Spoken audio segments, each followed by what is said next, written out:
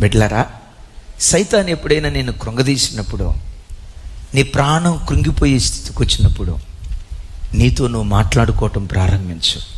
నా ప్రాణమా, నీవేళ నాలో కృంగి ఉన్నావు, దేవుని యందు నిరీక్షణించు, తప్పకుండా రక్షిస్తాడు. ఎక్కడ అవమానం పొందావో ప్రాణమా, ఎక్కడ అవమానం పొందావో, ఎక్కడ నిందపడ్డావో, ఎక్కడ తృణీకరించబడ్డావో, నీ నిందకు ప్రతిగా రెట్టింపు ఘనత ఇస్తాడు. ఎవరో నిన్ను బలపరచడం కాదు, నిన్ను నీవే బలపరుచుకోవాలి. నా మాట అర్థమైందా?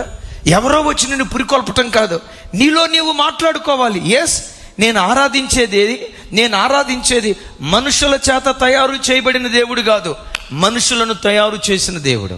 నేను ఆరాధించేది నకిలీ దేవుణ్ణి కాదు, నిజ దేవుణ్ణి. నేను ఆరాధించే దేవుడు ఏమైనా చేయగలడు, కథ మొత్తం మార్చగలడు. నా చరిత్ర దేవుడు మారుస్తాడు. ఇంకా నా దేవుని యందు నిరీక్షణ ఉంచుతా. సైతాను కూడా వచ్చి అంటాడు, ఇంకేం నిరీక్షణ ఉంచుతావయ్యా, అంతా బూడిదైపోయింది కదా అను.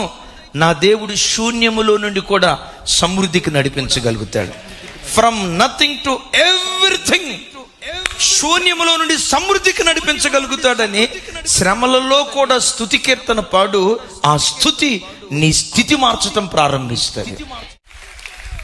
సాతాను ఒకవేళ నీ బ్రతుకును చూసి అంటున్నాడా, ఇంకేం మిగిలిపోయిందమ్మా, బ్రతుకంతా బూడిదైపోయింది, నీకు మంచి రోజులు రావు, జీవితం అంతా ఈ ఏడ్పే, జీవితం అంతా ఈ దుఃఖమే, జీవితం అంతా ఈ కన్నీళ్ళే, ఆ భర్త మారడో, ఈ పిల్లలు మారరో, నీ ఆర్థిక స్థితిగతులు చక్కదిద్దబడో, బ్రతుకు కాలమంతా ఈ అవమానమే.